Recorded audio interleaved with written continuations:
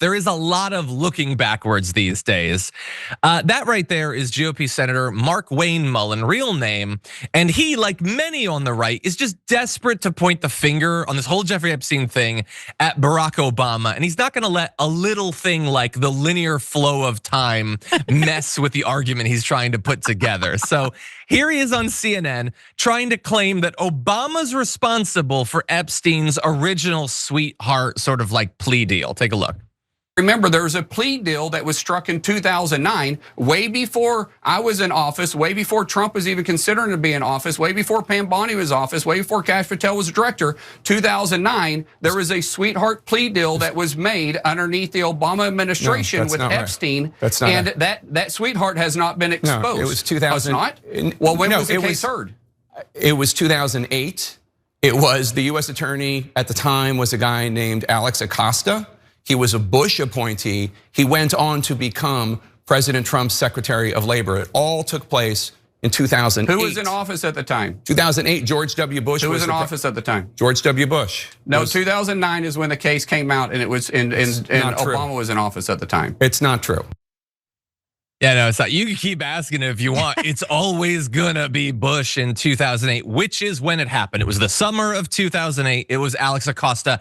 And I have seen people be wrong in contexts like this. I don't know if I've ever seen someone be wrong in a way that is more damning to the fundamental point that they're trying to make in multiple ways that might not all be immediately obvious. So it wasn't Barack Obama, it was George W. Bush. I wouldn't even really care either way. I don't think that specifically even reflects poorly on George W. Bush. It does potentially reflect poorly on Alex Acosta. And when you, with your little lie, remind us that it was Alex Acosta, it lets Jake Tapper point out that Alex Acosta eventually gets given a massive promotion by Donald Trump. Again, pretty damning.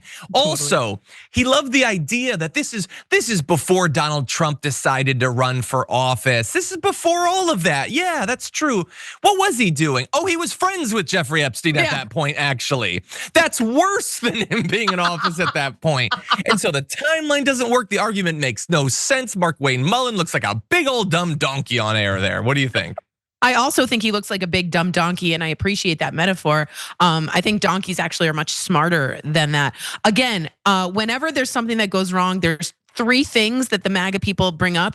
One is usually we have the greatest country. Two is Barack Obama is horrible and you can take him down. And three is basically the crowd size or something stupid like that. But again, Obama is like, I think this guy is like holding a poker heart. I don't know why I'm so into poker, but he's holding his cards and he's like, I have an ace, and he puts it down and it's like, dude, that's the Joker card. Like, it's so embarrassing that they got that wrong. And if you watch closely when Tapper fact checks him, you see his eyes sort of go back and forth. They did. I saw that. You see that? Like, it's so easy. It's just an easy thing to rely on Obama.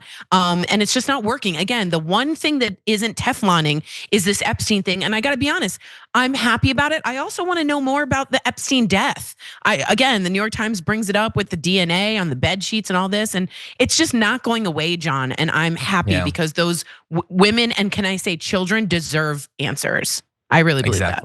Yeah.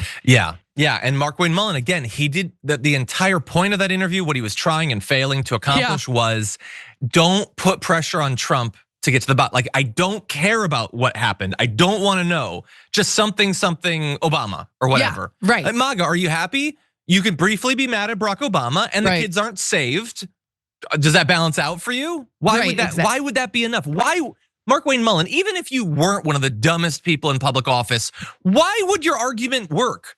Like, if insulting the base to get off the story didn't work and telling them it's boring to get off the story didn't work, why would telling them, well, Barack Obama was also bad? Right. It doesn't, like, that's part of why people care so much, is they feel like they have been failed for years and years and years. And you are actively a part of that continued failure. Right. And Trump promised to be the one to break that big buildup. He was gonna break the bottleneck, and then names and lists are coming out and it's Obama, Obama, Obama. So it's just, we're seeing right through you. For the first time, at least, we're seeing right through you.